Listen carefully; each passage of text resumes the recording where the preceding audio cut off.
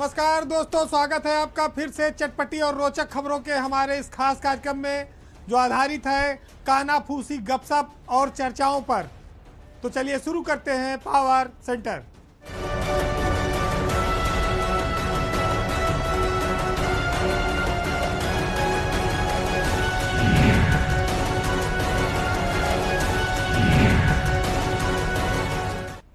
वो अपने आप को कहते तो सबसे अलग थे, लेकिन गुंडई में आजकल कॉलेज में टॉप कर गए हैं। बात भारतीय जनता पार्टी की है, उसके अनुशासन की है, जो मात्र अब कागजों तक ही सीमित रह गई है, क्योंकि जिलों में अब भाजपा से ही लड़ रही है।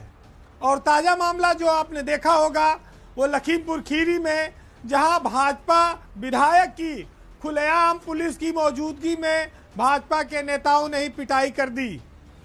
योगेश वर्मा लखीमपुर खीरी से बीजेपी के विधायक हैं।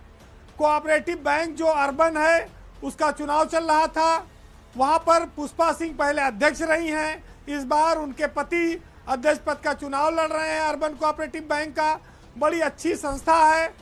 भर्तियों के मामले में पुष्पा सिंह एक बार काफ़ी बदनाम हुई थी, उसके बावजूद उनके पति को इस बार चुनाव लड़ने का मौका मिला है। लेकिन भाजपा के जो और कार्यकर्ता चुनाव लड़ना चाह रहे थे उनको पर्चा नहीं खरीदने दिया जा रहा है, उनको पर्चा फाड़ा जा रहा है। और फिर अवधेश सिंह ने विधायक पर भी हाथ छोड़ दिया।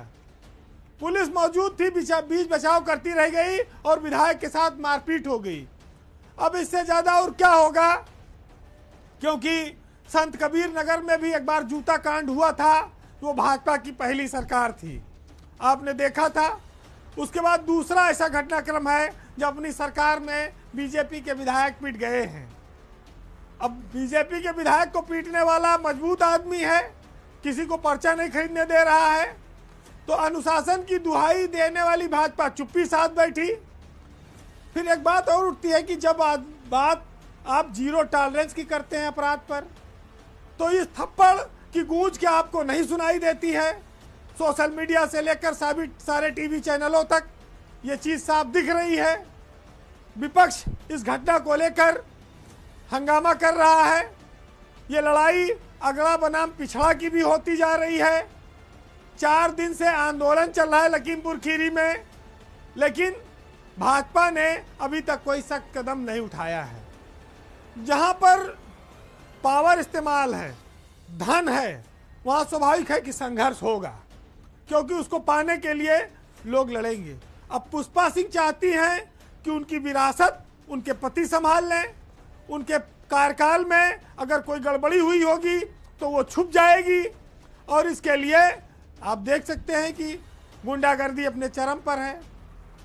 तो सरकार के सामने संकट इस बात का है कि वो दम तो भरते हैं, वो दुहाई भी देते हैं, उनके सारे नियम कानून हैं, पर अपनों के लिए नहीं हैं, दूसरों के लिए हैं। अगर आज विपक्ष के किसी नेता ने आज भाजपा विधायक पर हाथ छोड़ा होता तो अब तक वो जेल में होता, परिवार पूरा तहस नहस हो गया होता।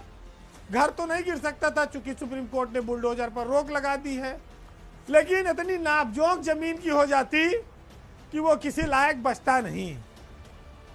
यही भेदभाव, यही अंतर पार्टियों को आलोचना का शिकार बनाता है।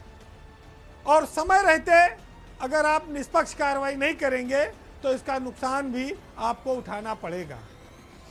ये चीज़ें आगे चलकर नजीर बनेंगी। भविष्य में भी पूरे लखीमपुर खीरी में ये उदाहरण दिया जाएगा।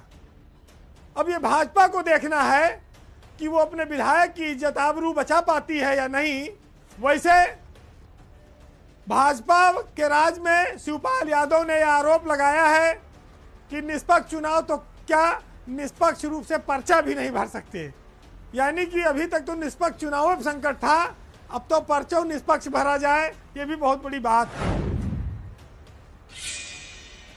कहते हैं कि हार अनाथ होती है। सियासी लोग जब चुनाव हार जाते हैं तो लावारिस स्थिति बनती है। जीत ऊर्जा देती है, पुराने सब गलत कामों को ढक देती है। ये प्रसंग इसलिए है क्योंकि हरियाणा में भाजपा की जीत ने लोकसभा चुनाव के बाद उसमें एक नई जान फूकी है। जो भाजपा कमजोर पड़ गई थी, हरियाणा की एक जीत ने